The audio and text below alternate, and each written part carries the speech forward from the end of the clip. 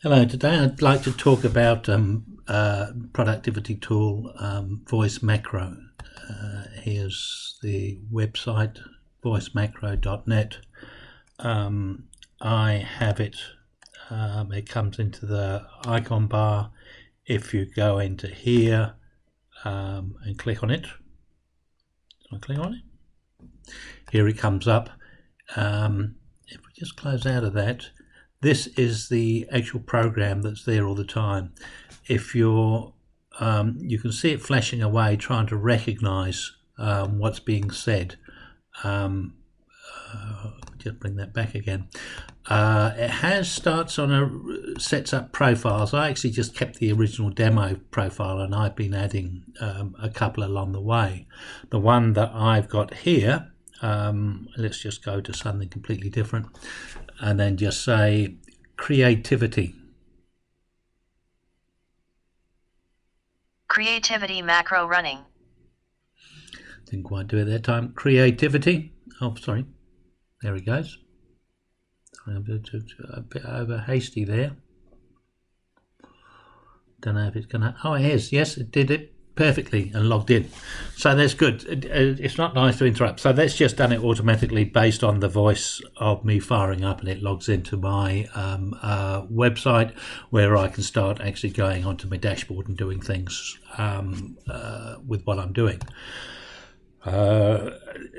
My particular program for it, which I've been doing down here, are quite crude. Basically, I just say go and find a file, wait 3 seconds for it to load up, and then also speak text creativity macro running. And I actually find the speak text is really, really good, just to tell you that the whole thing's actually activated.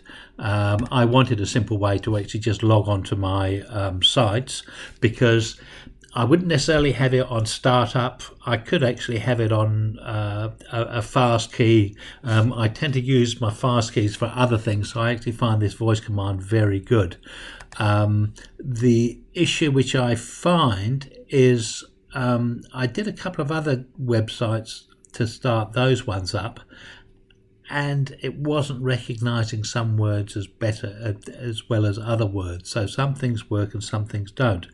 The other thing is I'm not that comfortable with having something listen to me all the time. Now, in this particular program, sorry, I need to close out of there, this one stays up, is that you can actually turn the hearing off and you can actually toggle shortcuts. So wait a minute, Alt-S. Toggle listened. Oh, actually that's a good one, isn't it? Apart from else over there. So you can turn it off so it isn't listening is disabled. The other thing is as well is the software is actually running on your computer. So and it has a recognizer setters, and it's using the Microsoft Speech Recognizer. I've unplugged my PC and it works fine. So I'm comfortable with talking to this. I'm not comfortable with talking to something like Cortana, because I don't know where my information is going or whether it's going downstream or anything like that. The same with Alexis and all of that. You hear stories of people hearing stuff coming out of other people's information coming out on their Alexis device. So I'm a bit uncomfortable about my information being sent off to somewhere else.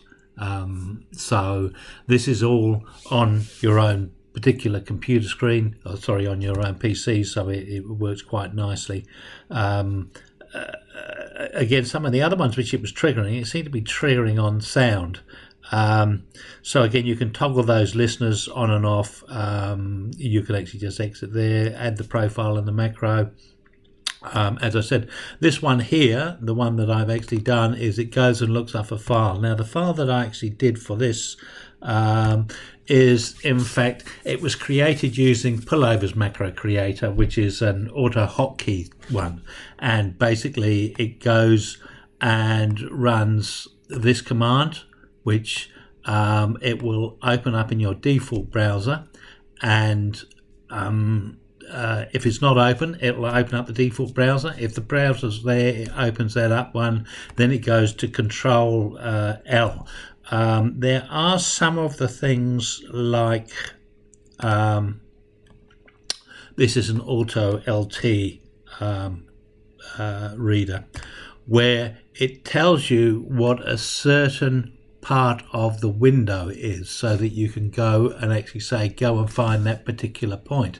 But for web browsers it doesn't work very well at all, so it can't find things very well. So what I actually found that I could do with this is, as long as my window was active, I could go Control L and it takes me up to there. And actually if I just go into that no, I'm just going to demonstrate another one here, which is Control. No, I'm not going to do that. I'm just going to demonstrate this one, which is CRL. And what I've actually just found out, which I was blown away when I found it out, was if you have something like YouTube, inside your properties, inside you can actually have a keyword, YT, and you can save it. And what that actually means is the next time you just go in there and type YT, enter, it goes off and goes straight away. So you don't have to type the whole thing. You don't actually have to look down all of your list of your bookmarks to actually find what you want. I think that's wonderful. Anyway, for the login for the creative one, if you just go into here, now what I can actually do is, again, you've got to do it either by keyboard or by mouse. And this one I just go Control L, which takes me to the address bar, tab takes me to there. I can then use the back keys. I can then type my command into there. It bounces me into the next one. I can go backspace just to clean that one out. I can then type my password in, then I can go tab onto there and go enter, and it will then open up. Well, it should open up, and there we go, and it actually goes and takes me to the dashboard where I want. So that is actually the keystroke commands that I'm actually doing on that script file there. So that's just an AutoHotKeys, which is another free macro program. The things with the AutoHotKeys that you can actually do is, if you've got it loaded up, you can compile the script and it'll make an executable. So you then just say, right, once you've got your you can either, oh, now it's just fired up that as well. If you actually, oops, where's that gone? Gone nutty. I've somehow activated the script and it's now trying to tab and do everything through there, which is absolute madness.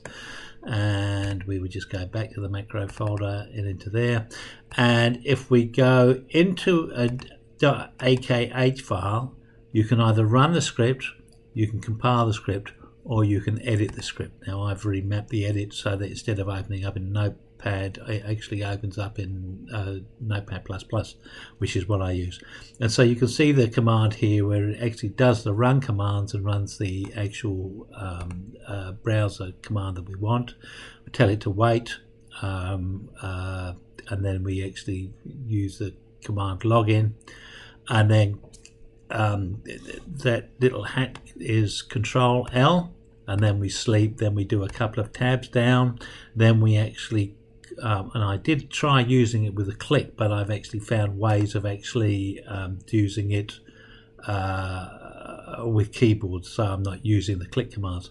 The things with the mouse click commands is depending on whether you got your screen maximized or in normal or in different locations, the mouse clicks could miss what you actually want to actually click on. So doing it by keyboards is quite good. And inside AutoHotKey, you can, like BS is actually backspace.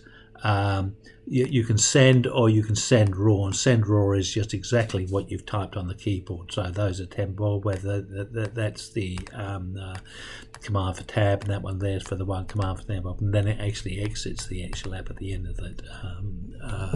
So again, I've just compiled this and made that one into an executable, so that I can actually just say creativity in any program, creativity, and it should fire up Creativity macro running. There we go. So it should highlight there, come down to highlight the message bar, then type down to there, and it's doing something slightly zany there, most probably because I moved the mouse across, which can disrupt it some of the times. But it's a handy way to do it. I think it's quite a cool program. I hope that is of interest to you.